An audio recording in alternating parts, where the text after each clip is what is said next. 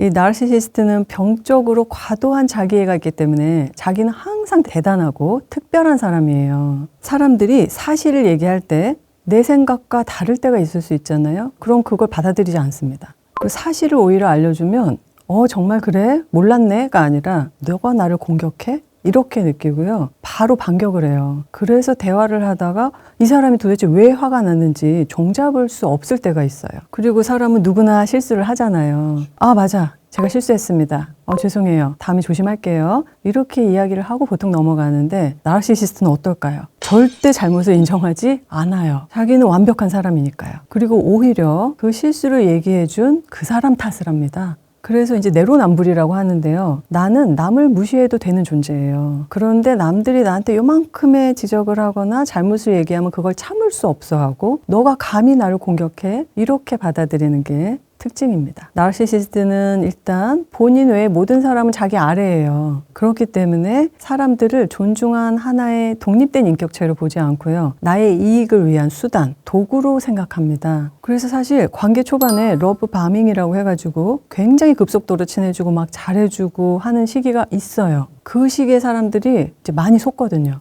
근데 나르시시스트가 왜 그렇게 잘해줄까요? 목적이 있는 겁니다. 이 사람을 자기 쪽 공급원으로 삼기 위해서, 내 편으로 만들기 위해서, 나의 이익을 위해서는 언제든지 또 그런 연기를 서슴지 않고 잘해요. 그래서 초반에 그 굉장히 좀 판타스틱하고 너무 좋았던 경험 때문에 잊지 못하는 경우가 많이 있습니다. 두 번째는요, 솔직한 생각이나 감정을 표현할 때 이 나르시시스트들은 좀 비난을 하거나 은근히 공격을 해요. 그래서 우리가 좀 당황하게 됩니다. 나르시시스트는 이제 타인의 감정을 공감하는 능력 자체가 많이 부족한 사람들이거든요. 그래서 감정을 존중하는 법을 모르고 오히려 감정이라는 건 굉장히 불편한 것으로 여겨요. 때로는 감정을 표현하는 사람은 되게 나약한 사람으로 취급합니다. 그래서 이제 우리가 때로 좀 힘든 감정을 표현할 때 있죠. 뭐 불안이라던가 슬픔, 외로움, 뭐 이런 좀 깊은 감정을 표현할 때 대부분의 사람은 진지하게 좀 공감해주면서 들어주잖아요. 근데 나르시시스트는 너는 왜 그렇게 예민해? 넌 이렇게 매사에 부정적이니? 라고 하면서 오히려 이게 위로가 아니라 지적을 하는 거를 일삼아요. 그리고 때로는 이들도 위로를 하는데요. 하긴 하는데 진심이 느껴지지 않아요. 그러면서 또 슬쩍 누구 얘기로 넘어가요? 자기 얘기로. 그러니까 나는 정말 지금 힘들게 얘기를 꺼냈는데 건성으로 듣고는 바로 자기 얘기로 넘어가거나 아니면 오히려 이야기를 하는 나를 조금 예민하고 이상한 사람 취급하는, 그래서 굉장히 좀 깊은 얘기를 꺼냈다가 상처를 받게 되죠. 이제 말씀드린 특성들은요, 사실 진단 기준은 아니고요. 우리가 일상에서 쉽게 구분할 수 있는 어떤 특징들이니까 잘 기억하셨다가 내가 만나는 사람이 조금 쎄하다라고 했을 때 한번 참고해 보시면 도움이 될 것 같습니다. 그들이 원하는 걸 주지 않는 것이고 그들의 게임에 휘말리지 않는 거예요. 그들의 잘못을 혹은 진실을 직접적으로 얘기한다면 그거는 오히려 나르들이 좋아하는, 이제 저는 이렇게 표현해요. 링 위로 올라와 라고 나르가 신호를 할 때 바로 이 휘말려서 끌려 올라가는 그런 상황이 연출이 됩니다. 이제 이거는 나르시시스트에 대해서 공부를 해본 분들은 한 번쯤은 들어보셨을 거고, 전혀 공부를 안 해본 분들도요, 나르시시스트와 관계를 하다 보면 내가 본능적으로 사용하게 돼 있는 게 회색돌 기법이에요. 그러니까 나르들은 항상 사람들의 관심과 에너지를 먹고 사는 존재다라고 일단 기억하세요. 그런 사람들의 관심이 있어야만 자기의 존재감이 빛나잖아요. 그래서 항상 주변에 자기한테 관심과 인정과 찬사를 줄 사람들을 두는데 이 사람들을 자기애적 공급원이라고 표현을 합니다. 이 회색돌 기법은 이 공급원 역할을 끊어버리는 거예요. 자, 회색 돌 하면 그냥 뭐 어디서든 볼 수 있는 밋밋하고 회색 돌이죠. 그러니까 우리가 이렇게 회색 돌처럼 되는 거예요. 그러니까 나는 그냥 감정이 없다. 지루하고 밋밋한 사람이야. 뭐라고 해도 그냥 시큰둥. 이런 어떤 회색돌이다 라고 생각을 하시면 좋아요. 근데 이제 일부러 이렇게 우리가 생각을 안 해도 나르들이랑 대화를 하다 보면 너무 대화가 안 통하고 무슨 말만 해도 항상 공격이 돌아오니까 우리가 입을 다물게 돼 있어요. 그리고 어떤 감정 표현을 해도 그거를 지적하기 때문에 감정을 자꾸 숨기게 되거든요. 그래서 어쩔 수 없이 관계를 하다 보면 우리가 애를 쓰지 않아도 회색돌이 되는 거예요. 자, 이제 구체적으로는 회색돌 기법 쓰실 때 대답을 짧게 하세요. 그리고 감정을 섞지 마세요. 예전에는 이야기를 하면서 막 설명을 한다던가 아니면 그래도 뭔가 이게 감정을 섞어서 진지하게 대화하는 게 우리 그냥 일반적인 대화의 패턴이잖아요. 근데 나르들 앞에서 이제 내가 회색도를 써야 되겠다, 거리두기를 해야 되겠다라는 생각이 드신다면 의식적으로 또 대답을 짧게 줄이시고 그 어떤 대화에도 나의 진심 어린 감정을 섞지 않는 게 포인트입니다. 그러면 이제 나르들이 처음엔 이 사람이 변했네, 왜 그러지? 궁금해하기도 하고 때로는 뭐 짜증을 내기도 하는데요. 점차 나한테 이제 흥미를 좀 잃게 되고요.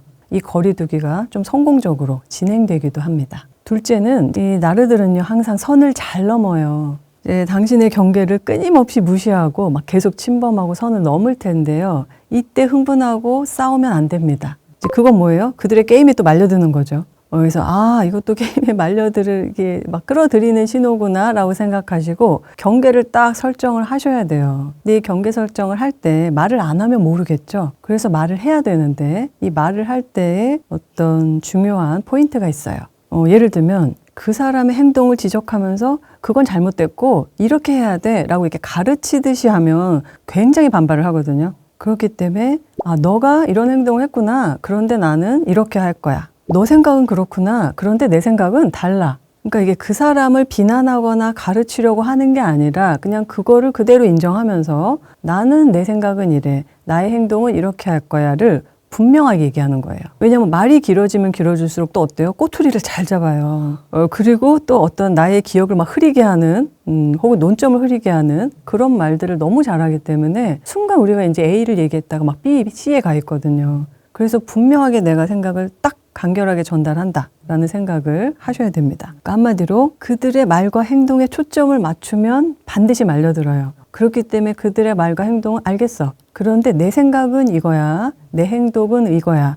라고 나한테 초점을 맞추는 화법이 중요합니다. 셋째는 제가 상담할 때 가장 강조하는 부분입니다. 인간에 대한 기대가 있어요. 우리가 그냥 일반적인 정서를 가진 인간이라면 사람에 대한 존중, 사람에 대한 기대와 희망이 있거든요. 그래서 나르시시스트가 조금 뭐 괴팍하거나 병적이거나 나를 힘들게 해도 그래도 이 사람 인간이야 라는 걸 우리가 완전히 삭제할 수가 없어요. 그런데다가 관계가 가까운 관계면 어떨까요? 가족이라던가 연인이라던가 친구라면 이 관계 자체가 오랫동안 유지되어 왔잖아요. 그래서 그 관계에 대한 기대를 본능적으로 놓지 못하는 게 인간 심리예요.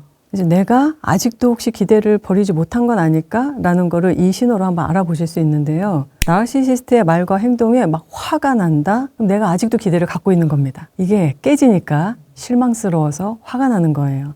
그래서 이제 상대가 좀 나르시시스트라는 사실을 만약에 여러분이 알게 된다면 이 기대를, 사람에 대한 기대를 놓자는 게 아니라 이 나르시시스트라는 이 사람에 대한 기대를 내려놓아야 돼요. 그래야 여러분이 계속 실망하고 상처받는 그 반복되는 상황을 좀 줄여나갈 수가 있습니다. 첫 번째는 너 잘못이야 라고 직접적으로 지적하는 행동입니다. 누구나 지적을 당하면 기분은 나쁜데 자신의 잘못을 좀 돌아볼 수 있죠. 근데 자존감이 취약한 나르시시스트는 이걸 인정하지 못해요. 그리고 자신에 대한 공격으로 간주합니다. 게다가 나르시시스트는 이제 좀 정서 발달에 또 문제가 있기 때문에 감정 처리 능력이 없어요. 그래서 힘든 감정, 수치심, 열등감, 분노, 화 이런 게 올라오면요. 이거를 견디지를 못해서 밖으로 쏟아내야 되거든요. 그래서 나르시시스트적 분노라고도 해요. 그냥 일반 사람들은 명확한 어떤 원인이 있을 때 화와 분노를 낸다면 나르시시스트는 그냥 자기 기분이 상하면 분노를 터뜨려요. 그래서 우리가 일부러 이 나르들의 분노를 받을 필요는 없는 거죠. 그래서 나르시시스트의 이런 어떤 기질의 특성을 이해하면 그때는 나르시시스트적인 분노를 좀 표출하지 않도록 우리가 좀 자극하는 말을 하지 않아야 될 필요가 있습니다. 두 번째는요. 사실은 내가 힘든 이유는 사실 내가 과거에 이렇게 나의 속마음 혹은 비밀 이야기, 트라우마에 관한 이야기 이런 것들을 털어놓는 거 금지입니다. 나르시시스트에게 절대 깊은 감정이나 속마음을 털어놓지 마세요. 왜냐하면 일단 그들은 사람들의 감정을 공감할 능력이 굉장히 결여되어 있고 그리고 항상 사람을 자신의 이익을 채워줄 도구로 본다고 말씀드렸죠. 이 사람이 하는 모든 말을 데이터화해서 저장해 놓고 있어요. 언제든지 이 사람이 만약에 약점을 잡을 기회가 생긴다면 이 사람이 했던 말을 꺼내서 그대로 돌려줍니다. 그리고 이제 제가 상담에서 실제로 이제 많이 듣는 얘기 중에 하나가 나르시시스트한테 되게 힘든 이야기를 털어놓았는데 이 사람이 굉장히 힘들어하지 않고 너무 잘 들어주고 위로를 해줬다는 거예요. 다른 사람이 들으면 굉장히 힘들었을 얘기를 너무 담담하게 들어줘서 너무 고마웠고 그것 때문에 신뢰가 형성됐다. 이런 경우가 있거든요. 이런 경우는 왜 그러냐면 나르시시스트는 정서적인 공감은 못하지만 인지적인 공감을 할 수가 있어요. 이 사람이 나한테 필요한 존재라고 느껴지면 어떻게든지 인지적으로 이 사람을 내 편으로 만들어야 되니까 연기를 잘해요. 공감하는 척 연기를 해서 환심을 삽니다. 그래서 지금 이렇게 상처받고 나약한 모습을 보여주는 나를 위로해주는 멋진 나, 그죠? 이런 멋지고 대단한 나를 탁 보여줄 수 있고, 그런데 언제든지 상황이 바뀌어서 이 사람이 나를 만약에 떠나려고 한다, 나한테 상처를 주는 것 같다, 그럼 바로 공격할 수 있는 이 도구로 이 사람의 과거를 활용하기도 합니다. 그러니까 굉장히 이제 잔인한 면모가 있죠. 세 번째는 사실은 내 말 좀 들어봐. 이렇게 우리가 뭔가 이렇게 사실에 대해서 설명하려고 하거나 해명하려고 할 때가 있잖아요. 오해가 생기거나 답답한 상황에서 우리는 사실을 해명하려고 애를 쓰는데요. 나르시시스트 앞에서는 그렇게 하면 오히려 좋지 않습니다. 왜냐면요. 나르시시스트는요. 진실이 중요하지 않아요. 오직 자기가 이기는 게 중요해요. 그래서 우리는 아니 이게 진실이 이게 아니야. 진실을 밝히고 싶어하고 알려주고 싶은데 나르들은 오히려 해명을 하면 할수록 더 그 사람의 말에 꼬투리를 잡아가지고 지적하고 비난하고 공격해요. 내 말에 오케이를 할 때까지. 그래서 결국 상대방이 어때요? 너무 황당해서 말문이 막혀요. 입을 다물면 나르들은 자기가 이겼다고 착각합니다. 나르들은요, 타고난 파이터라고 보셔야 돼요, 일단. 그 어떤 것도 이 감정, 나의 생각, 의견 이런 걸 던져주면 덥석 물어가지고 어떻게든 물고 뜯고 할 준비가 되어 있는 사람들이에요. 그렇기 때문에 어떻게 이렇게 인간이 그럴 수 있지? 라고 처음엔 굉장히 당황스러운데 이런 나르들의 어떤 패턴은 그냥 타고난 것이다. 타고난 기질 플러스 환경으로 만들어지는 성격이라서요. 이런 부분에 대한 이해가 꼭 필요할 거예요. 일단 나르시시스트가 이 자기애적 공급원이 떠나가는 거 굉장히 끔찍하게 두려워하거든요. 왜냐하면 이 공급원은요 에너지와 같은 거예요. 내가 살아가는데 이 생존 방식이에요. 도구가 없으면 살아갈 수 없다라고 생각해요. 그래서 앞에 소개한 대처법을 활용하면서 조금씩 나르들의 어떤 울타리에서 벗어나고 계시다면 반드시 이제 이런 단계들이 찾아올 테니까 미리 알아두시고 대처하면 좋으시겠죠. 이제 4단계로 한번 제가 소개해 볼게요. 1단계는 후버링과 러브 바밍입니다. 후버링은 후버라는 진공청소기 이름에서 유래됐어요. 그러니까 진공청소기처럼 사람을 쑥 빨아들인다 라는 용어예요. 얘가 빠져나갈 것 같아? 다시 쑥 빨아들여야지 라고 하면서 나르들이 회유를 하거나 뭐 미끼를 던지거나 와가지고 괴롭히거나 관심을 끌려고 하는 시도들, 이게 모두 후버링이에요. 근데 후버링 중에는 러브 바밍도 또 들어갑니다. 그러니까 초반에 우리가 관계를 좀 이렇게 잘 지속하고 싶을 때, 저 사람을 내 편으로 만들고 싶을 때 러브 바밍을 한다 그랬잖아요. 그런데 이제 관계가 지속되다가 거리두기를 할 때도 제가 좀 요즘 소원해졌네. 그러면 나한테 서운한 게 있나 보다. 이렇게 생각하고 갑자기 또 선물을 하거나 아니 굉장히 갑자기 미안하다고 하거나 뜬금없이 잘해줄게 라고 한다던가 이런 식으로 또 러브 바밍을 해서 후버링을 하는 것도 나르시시스트의 어떤 단계 중에 하나예요. 그런데 여러분 여기서 중요한 거, 후버링이나 러브 바밍은요, 이 나르시시스트가 근본적으로 변한 게 아니에요. 그러니까는 좀 잘해주면 이 사람이 그래도 이제 정신 차렸나? 변했나? 라고 생각할 수 있잖아요. 거기 속아 넘어가시면 안 됩니다. 이건 왜 하는 거예요? 다시 예전의 관계로 돌아가기 위해서 하는 거죠. 자, 2단계는 피해자 코스프레를 하면서 상대방에게 죄책감 심어주기입니다. 1단계의 후버링과 러브 바밍이 안 통하면 그 다음에는요 갑자기 너 탓이야. 난 지금 너무 힘들어. 너가 어떻게 나한테 이럴 수 있어. 이렇게 갑자기 막 피해자 코스프레를 합니다. 그리고 때로는 극단적인 말도 하는데요. 나 지금 너무 힘들어서 죽어버릴 거야. 이렇게까지 극단적인 말을 하면서 어때요? 관심을 받으려는 거예요. 그래서 지금 자기가 얼마나 힘든지 자신의 고통을 굉장히 과장해서 표현하는데요. 그럼 대부분의 사람들은 진짜 나 때문에 혹시 너무 힘든 건가?